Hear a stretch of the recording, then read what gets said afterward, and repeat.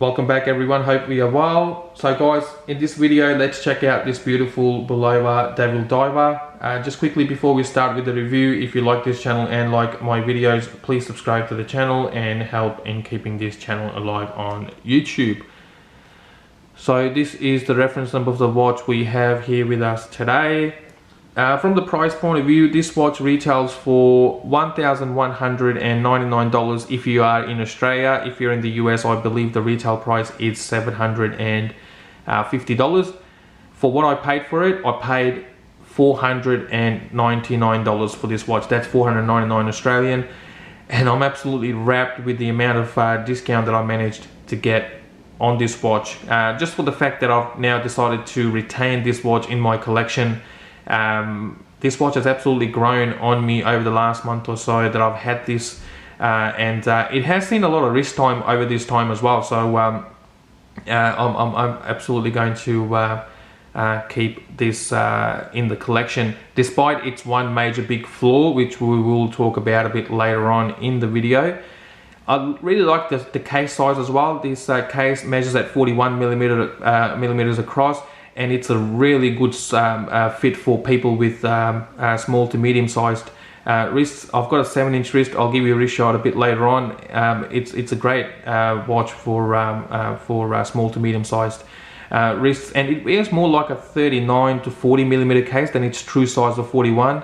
If you have a larger wrist, then there's a 44 millimeter option as well. I'm not sure if that comes with this orange dial, but there are other color options. I think there's a green dial, which I really like as well.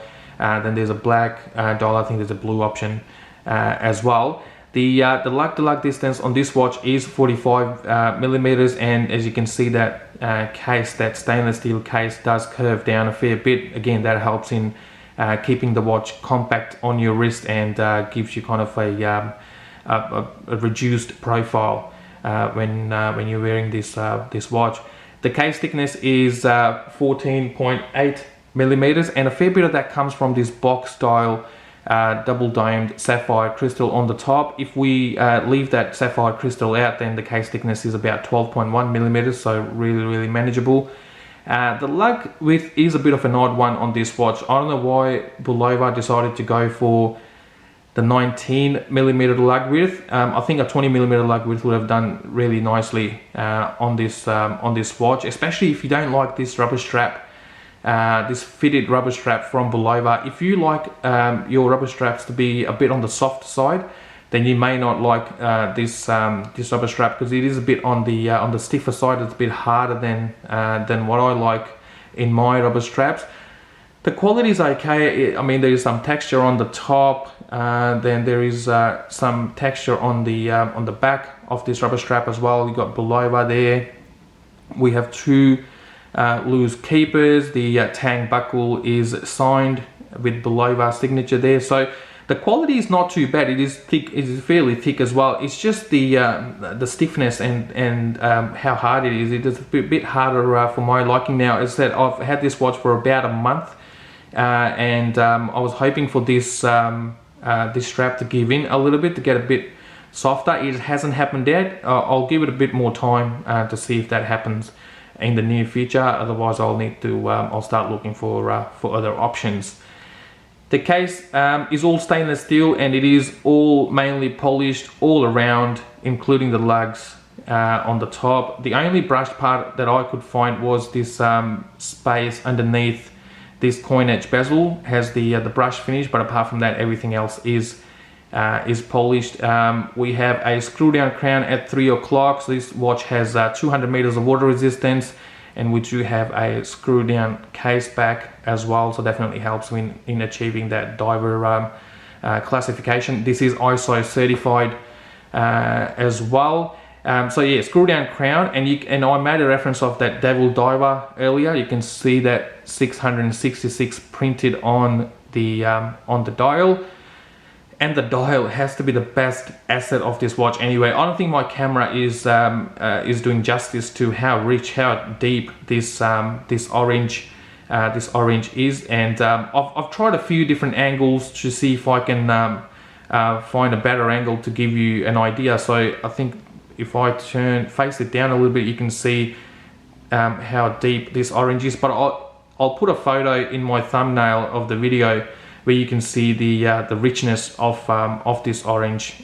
The photo I took out in the natural light. Yeah, really nice looking orange on this dial, and I really like these indices as well. They're so unique. Let me give you a bit of a close up of these indices, and here we go. Let me capture.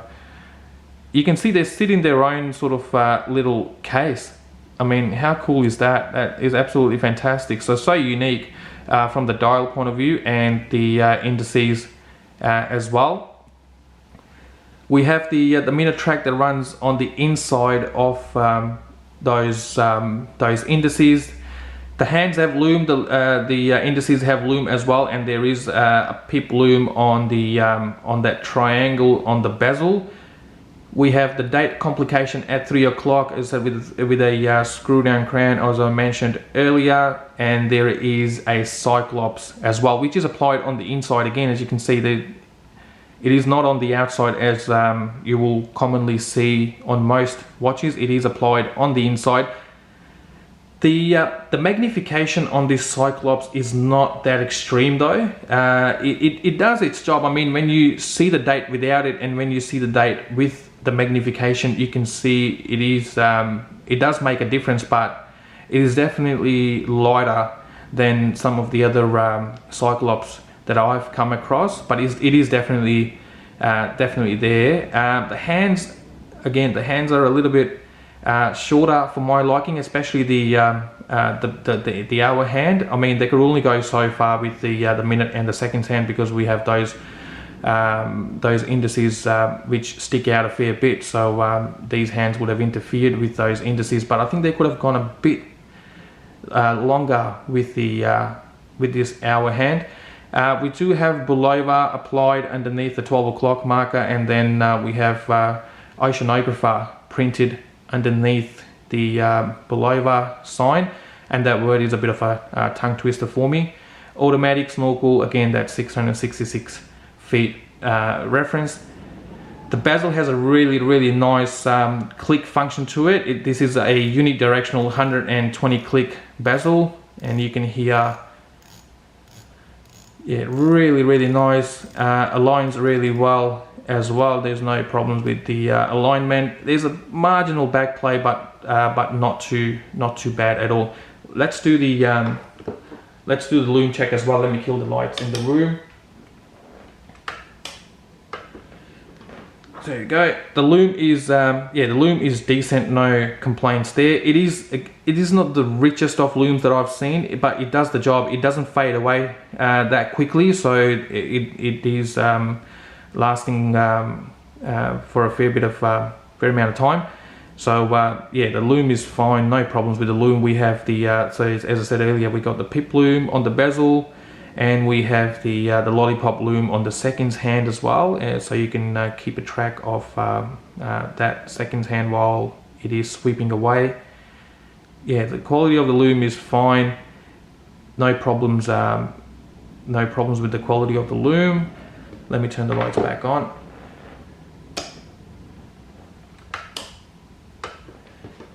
So yeah, closed case back, as I mentioned earlier. It is a screw down case back, stainless steel. There's some information there written about the watch as well. 200 meters of water resistance, as I mentioned earlier. Now, coming to the biggest drawback of this watch, as I mentioned earlier, this has one flaw. You can call it a flaw or a drawback. The automatic movement in this watch, which is Miyota's 8-to-1D automatic movement. Power reserve is okay. It offers about, I think, approximately 42 hours of power reserve, 21,600 beats per hour. It does offer hand winding when you unscrew the crown. That's where you can hand wind the watch. So yeah, it offers hand, but it does not offer hacking.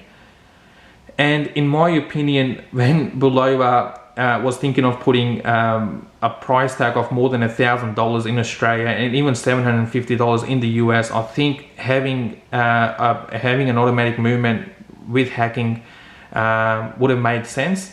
to them, especially when you look around what other manufacturers are offering. Like they're competing with the likes of Seiko's, Citizens, even Orient's for that matter, and other watch manufacturers out there. They all offer these basic things in their automatic divers. This one lacks the hacking capability. I mean, I've gotten used to watches that do not hack. Like I've got a Seiko SKX, I've got a Citizen Pro Master. Both of those watches don't hack. I've gotten used to it, but those watches have costed much less than this watch. I can't say that in Seiko SKX's case, but the retail price of this one is definitely higher than those watches. Yeah, that's the one thing that is lacking in this watch, and that I think that will put a lot of people off as well. Bulova has access to Miyota because they all belong to the same group, which is the Citizen group. So I mean, they could have put a 9000 series movement in this watch, and I think that would have increased the likability of this watch a fair bit, and it would have attracted more buyers. But that's the pain point with this watch, with the movement that doesn't hack. I'll give you a wrist shot as well. I've got a 7-inch wrist, and I'll show you how it fits on my wrist. It does wear a bit smaller than its true size of 41 millimeters. So here we go. A really nice looking thing. I absolutely love that orange. From the sides it looks really nice as well. There we go. Yeah, beautiful watch. No complaints about the color, no complaints about the finish, no complaints about the quality. I've only got one complaint, which is the automatic movement in this watch. I can even live with with this rubber strap, even though it's a bit harder than what I like in my rubber straps, but I can definitely live with that. But yeah, I think Bulova should have done a bit better with that movement. But that's okay. Look, I'm still keeping this watch in my collection. As I said, I've gotten used to movements that don't hack, and I paid much less than the retail price on this watch anyway. So all right, thank you very much for watching.